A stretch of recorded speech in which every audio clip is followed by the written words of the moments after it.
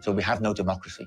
If you have an inner core of 6, 8 or 10 people nationally with their tentacles spreading out to the various regions, saying who can be a candidate, saying who can be a member, then you control the body politic of one of the major parties in this country.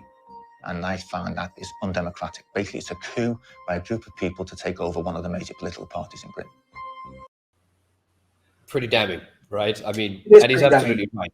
He's absolutely right that you can have an elected member in this constituency. You can think, okay, well, we have this party and we're doing this stuff and we're taking part in democracy, but the people at the centre don't like him. They find some bizarre scandal, in this case being a homophobic incident, an accusation of a homophobic incident, which never happened.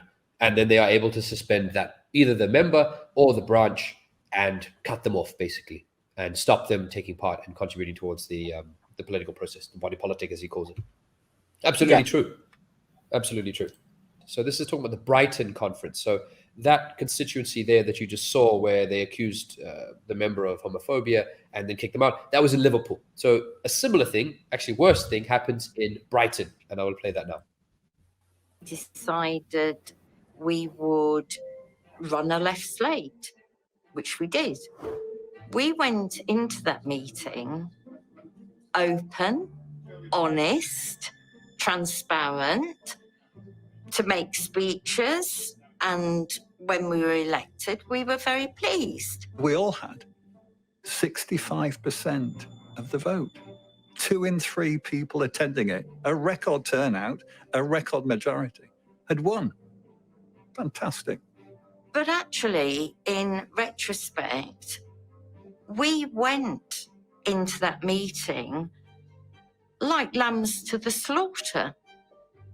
We had no idea of the level of corruption and conspiracy and lies and abuse that would follow as a consequence of a democratic election within Brighton. Then I got a call.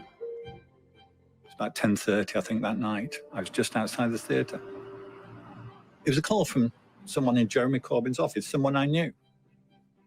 And she said, I thought she was ringing to congratulate me, as I got text and phone calls. But no, she rang me and said, yes, we've got to do something about the spitting. We've got to be able to rebut the spitting. I said, what? What spitting? The following day, Morgan sends a complaint to Labour's regional office. Venue staff were allegedly spat at. Others were verbally intimidated. Our organiser was assaulted and abused. I've no hesitation in saying that this is a hostile takeover of the party. These fake accusations were shooting around the world before truth gets its boots on.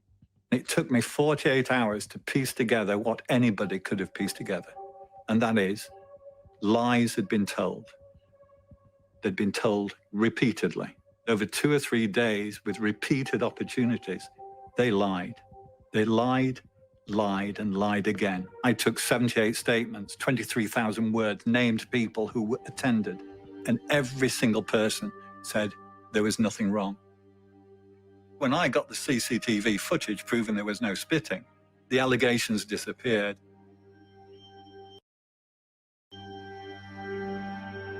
Despite having no evidence that spitting or aggression took place, the files show that Labour's legal unit is intent on overturning the victory of the pro-Corbyn faction.